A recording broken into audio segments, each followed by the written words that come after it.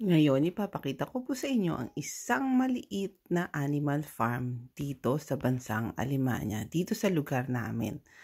Ayan, kung makikita nyo, ang matataba at malulusog at magagandang baka. Ayan, sarap na sarap sila sa sariwang-sariwang grass.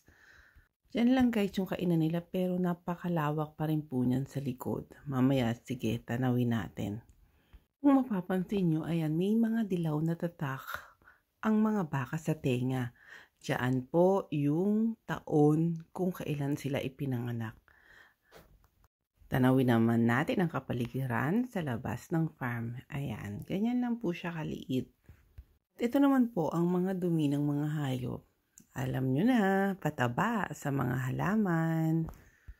Dalawin naman natin ang mga manok. Actually, may mga manok pa po dun sa loob. Namamahinga na sila kasi 6:00 na po ng hapon.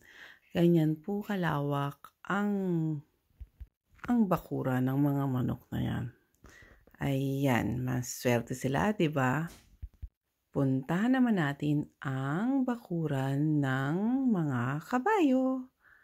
Ayan, nasa loob na rin po sila kasi medyo malakas ang hangin ngayon. Isa na lang ang nagpapahangin sa labas. Sa kabila naman po niyan, ay yun naman po ang pasyala ng mga baka. Tapos, ayan po may harang. Yan po yung bakahan naman.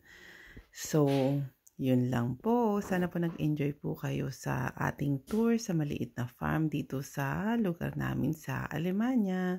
Maraming salamat po at God bless everyone. Bye!